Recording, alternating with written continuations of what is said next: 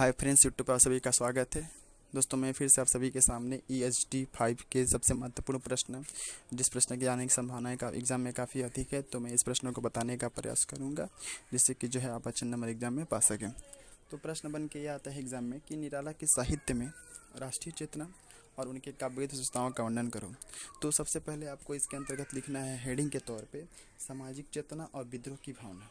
Okay, इसके अंतर्गत ये लिखना है कि सामाजिक चेतना और विद्रोह की भावना जो है वह सूर्यकांत त्रिपाठी निराला की साहित्य की प्रमुख विशेषता है, क्योंकि आप जितने भी सूर्यकांत त्रिपाठी निराला की साहित्यिक रचनाओं को आप देखेंगे, उनमें उन्होंने शोषणकर्ता के प्रति जो है काफ़ी घोर विद्रोह किया है। शोषणकर्ता का मतलब ये होता है कि समाज में जो निम्न वर्ग के लोग थे, जो कमज़ोर वर्ग के लोग थे, और पूंजीपति वर्ग के लोग जो उस पर अत्याचार करते थे, तो पूंजीपति वर्ग के प्रति इन्होंने अपना घोर विद्रोह किया है। पूंजीपति वर्ग के लोगों को ही शोषणकर्ता इन्होंने माना है। ओके, तो इनकी जितनी भी रचना है, उन रचनाओं में इन्होंने शोषणकर्ता का काफ़ी घोर विद्रोह किया है।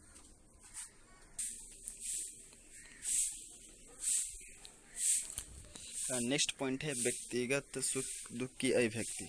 ओके, तो इस व्यक्तिगत सुख दुख की अभिव्यक्ति भी सूर्यकांत त्रिपाठी निराला के काव्यगत विशेषताओं में से एक है, क्योंकि इनका जो जीवन था काफ़ी दुख में परिस्थिति से गुजरा था। तो इनकी जितनी भी कविताएं हैं, जितनी भी रचनाएं हैं, जितनी भी साहित्यिक रचनाएं हैं, उनमें आप इनके खुद की पीड़ा को देख पाएंगे।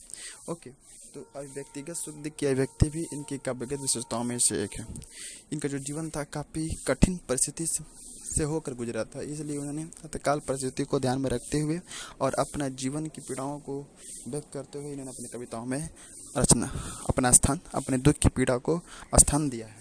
नेक्स्ट है आत्मगौरव आत्म अभिमान का काव्य।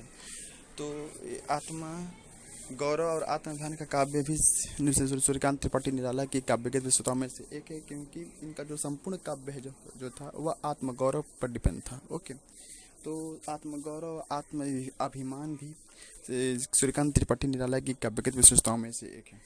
नेक्स्ट है प्रेम और सौंदर्य की भावना। प्रेम और सौंदर्य की भावना भी सूर्यकांत त्रिपाठी निराला की काव्यगत विशेषताओं में से एक है, क्योंकि आप जितने भी इनकी साहित्य रचनाएं देखेंगे, उनमें प्रेम और सौंदर्य ही जरूर दिखाई देता है। नेक्स्ट है प्रकृति प्रेमी। चूँकि सूर्यकांत त्रिपाठी निराला जो थे कवि थे, और कवि होने के नाते एक कवि का प्रकृति के प्रति प्रेम का होना स्वाभाविक है, इसलिए सूर्यकांत त्रिपाठी निराला भी एक प्रकृति प्रेमी थे, और प्रकृति प्रेमी होने के कारण इनका प्रकृति से काफ़ी ज़्यादा प्रेम था, और प्रकृति से प्रेम होने के कारण इन्होंने प्रकृति के सौंदर्य को अपने साहित्य में स्थान दिया। नेक्स्ट है रहस्यवाद का विवरण। रहस्यवाद का विवरण भी सूर्यकांत त्रिपाठी निराला की काव्यगत विशेषताओं में से एक है, क्योंकि इनकी आप जितनी भी रचनाएं देखेंगे, उनमें एक कुछ ना कुछ अलग सा दिखाई देता है, यूनिक चीज़ दिखाई देता है। ओके, तो कुछ यूनिक चीज़ को ही हम लोग बोलते हैं रहस्यवाद, यानी कि इनकी रचनाओं में से एक न एक कुछ ऐसा अलग चीज़ दिखाई देता है जो कि सभी साहित्यिक विशेषताओं को में से अलग होता है। ओके, नेक्स्ट है राष्ट्र के प्रति प्रेम। चूँकि सूर्यकांत त्रिपाठी निराला एक छायावादी कवि थे, और छायावादी कवि होने के कारण इनका जो राष्ट्र के प्रति काफ़ी प्रेम था, ये अपने देश से काफ़ी ज़्यादा प्रेम करते थे, ज़्यादा स्नेह करते थे, इसलिए अपने साहित्य रचनाओं में देश के प्रति लगा होना एक स्वाभाविक था। इसलिए इन्होंने देश के प्रति लगा होने के कारण अपने साहित्य में देश के प्रति जो प्रेम था उसका वर्णन इन्होंने अपने साहित्य में किया है। तो राष्ट्र के प्रति अद्भुत प्रेम भी सूर्यकांत त्रिपाठी निराला की काव्यगत विशेषताओं में से एक है। नेक्स्ट है शोषणकर्ता के प्रति घोर विद्रोह। यह तो बहुत ही इंपॉर्टेंट टॉपिक है, क्योंकि सूर्यकांत त्रिपाठी निराला एक छायावादी कवि थे, और जिस काल में अपनी रचनाएं लिख रहे थे, उस समय पूंजीपति वर्ग के लोग जो उच्च वर्ग के लोग जो थे, वह निम्न वर्ग के लोगों को पर अत्याचार करते थे, उनका शोषण करते थे। इसलिए ये अपनी कविताओं में, अपनी रचनाओं में शोषणकर्ता के प्रति घोर विद्रोह करते थे। ओके, तो शोषणकर्ता के प्रति घोर विद्रोह भी सूर्यकांत त्रिपाठी निराला की प्रमुख विशेषताओं में से एक है।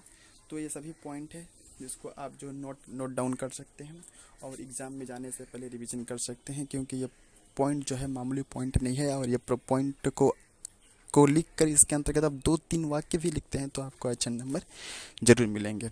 तो I going to advise you to write this note in your copy. Okay, तो थैंक यू। मिलते हैं नेक्स्ट वीडियो में। और एक रिक्वेस्ट है, जो बच्चे मेरे चैनल पर नए हैं और मेरे चैनल को सब्सक्राइब कर सकते हैं, क्योंकि मैं हमेशा एग्ज़ाम के पहले 10 दिन पहले, 12 दिन पहले, 5 दिन पहले जो है इम्पोर्टेंट क्वेश्चन का वीडियो डाल देता हूँ, जिससे कि आप जो है अच्छे से तैयारी कर सके और अच्छा नंबर पा सके। Thank you.